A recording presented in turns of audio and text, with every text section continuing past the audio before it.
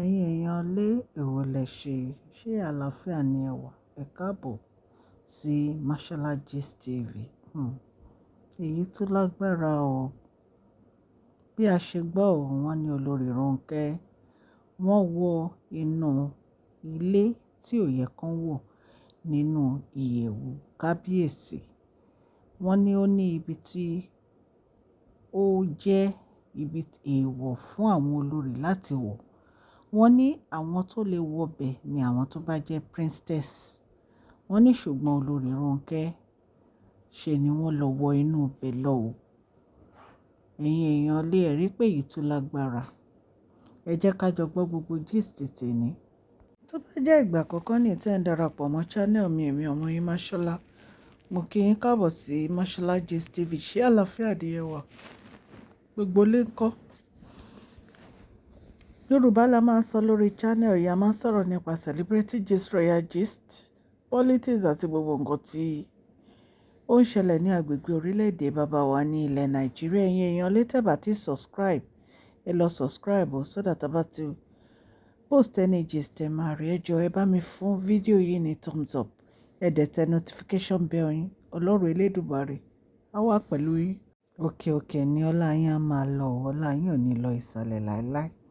Ẹ̀yin èèyàn lé, ó lágbára o. Èyí tún lágbára o. Ẹ̀yin èèyàn gist tá a gbọ́ yìí ó tún lágbára. Wọ́n ní olórí Ronke, wọ́n ní ṣe ni wọ́n lọ wọ inú ilé èèwọ̀ èyí tó jẹ́ pé èèyàn kan kò gbọdọ̀ wọ̀, especially àwọn olórí yìí. Wọ́n ní àwọn tó máa ń wọnú yàrá yìí òun ni àwọn princess. Àwọn nìkan ló lè wọnú yàrá agbára yìí. Wọ́n ní ṣe ni olórí Ronke wọnú ibẹ̀ lọ. Ẹ̀yin èèyàn lé láì ṣe èdì nítorí Ọlọ́run. Kí ló ń gbé inú olórí Ronke tó fi ń behave báyìí nítorí Ọlọ́run? Wọ́n ní kábíyèsí ní àwọn ò trust olórí Ronke. Àwọn ò lè bá olórí Ronke gbé. Wọ́n ní kábíyèsí pé èèyàn kan nínú àwọn elder èyí tó jẹ́ pé wọ́n trust. Wọ́n sọ fún olórí wọ́n sọ fún wọn nípa nǹkan tí Sears sọ fún wọn wípé ìkan nínú àwọn olórí kábíyèsí fẹ́ take over o. Ó fẹ́ take over agbára. Wọ́n ní kò pé ní kábíyèsí gbọ́ ọ̀rọ̀ yìí wípé olórí Ronke wọ inú ìyẹ̀wù agbára yìí tó jẹ́ pé olórí kọ́kọ́ gbọ́dọ̀ wọ̀ àfi àwọn tó bá jẹ́ princess. Ẹ̀yin èèyàn lé ẹ rí pé èyí tún lágbára.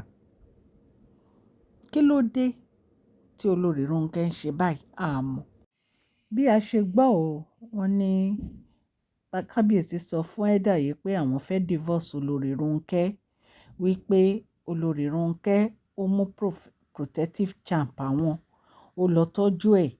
Olórí Ronke wọ yàrá agbára. Wípé nítorí èyí atrocity tí olórí Ronke ti commit ti pọ̀ jù. Àwọn ò dẹ̀ lè trust ẹ̀ mọ́. Wípé so àwọn fẹ́ file fún divorce. Bí a ṣe gbọ́ allegedly nìyẹn o, ẹ̀yin ará ilé. Kábíyèsí ní báwo làwọn ṣe máa níyàwó tí àwọn ò ní trust ìyàwó àwọn, wípé kì í ṣe èní ni olórí Ronke ti ń ṣe é. Wípé bí ó ṣe lọ yọ, bó ṣe rán driver ènìyàn kó lọ yọ bírèkì Dr. Elizabeth tó fọ́ windscreen Dr. Tèmítọ́pẹ́. Wọ́n ní bẹ́ẹ̀ ni ó tún lọ ṣe àwọn oríṣiríṣi nǹkan sí ọ̀dọ̀ Queen Naomi. Wípé àṣírí tú wípé protective charm àwọn tí wọ́n mú nínú ìyẹ̀wù àwọn, wípé wọ́n fẹ́ fi set Queen Naomi up ni o. Wípé wọ́n fẹ́ sọ sí inú yàrá Queen Naomi àbí inú ilé wọn. Wọ́n ní àṣírí tú. Wọ́n ní àwọn tó mọ gbogbo nǹkan tó ṣẹlẹ̀ ló tú àṣírí. Wípé àwọn tó ń bá ṣiṣẹ́ gan fúnra wọn ní pé ó ń blog Queen Naomi, pé ó háyà àwọn láti máa blog Queen Naomi ni. Wọ́n ní gbogbo wọn náà ti tú àṣírí olórí Ronke síta. Ẹ̀yin èèyàn lé kì í ṣe nǹkan kékeré ní olórí Ronke gbé ṣe nínú palace kábíyèsí. Mélòó la fẹ́ wí, mélòó la fẹ́ kà fún yín? Kábíyèsí ní ọ̀rọ̀ olórí Ronke ti sú àwọn o. Wípé ó better kí àwọn fi olórí Ronke sí ààyè ẹ̀ by divorcing her.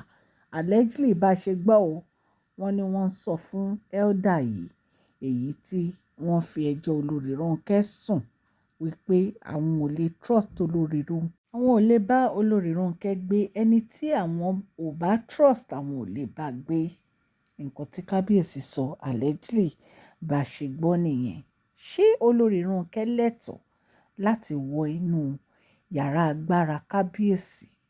Ṣé olórí Ronke lẹ́tọ̀ọ́ láti mú protective charm kábíyèsí kúrò nínú palace tó wá lọ fún aráàta?